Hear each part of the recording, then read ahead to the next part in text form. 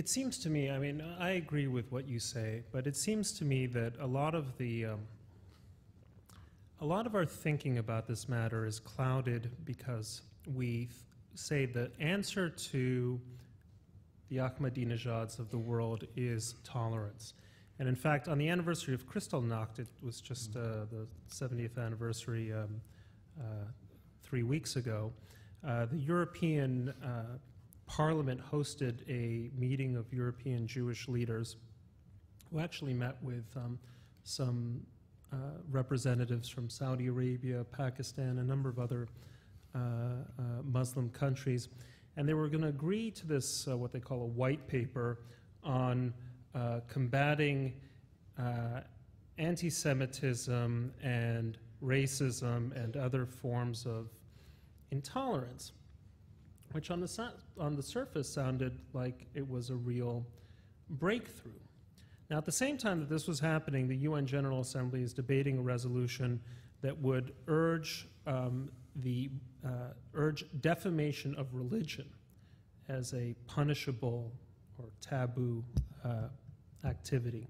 It would prescribe it. Now, it seemed to me that under the banner of tolerance, all kinds of things could happen.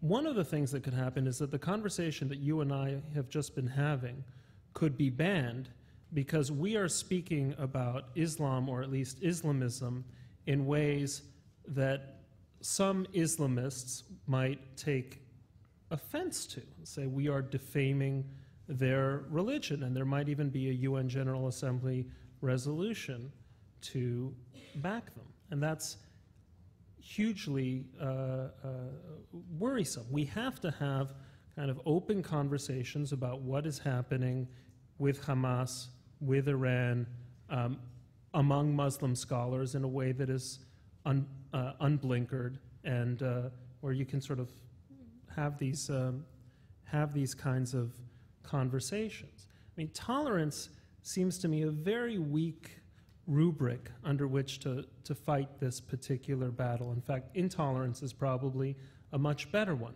You have to define the boundaries of what is acceptable and what is not, what hatreds nobody will stand for, who is considered kind of outside the realm of civilized conversation and isn't worth talking to. In that sense, I was very troubled by Ahmadinejad's invitation to Columbia University, which you mentioned. This is in September of 2007, which is to say that everyone is, in effect, admitted to the court of public opinion. Everyone can have his soapbox for a day, particularly if that everyone happens to be a country of the president of an important country. Now, this isn't, I don't think, the kind of thing that Columbia would have extended, I hope, to a David Duke or to a Louis Farrakhan or to any number of race baiters and anti-Semites, because we do recognize that some people really should fall outside of people we consider worth listening to. And when you're a guardian of culture, as it were, when you're an editor of a newspaper or a magazine, or you're the president or dean of a university, you get to say who is worth listening to and who isn't. And if Ahmadinejad wants to give a speech, there's probably a corner on Broadway where he can offer his thoughts. I think that is part of the issue that we face today. We think that the answer to intolerance is more tolerance. Sometimes the answer to intolerance is being intolerant right back. With that,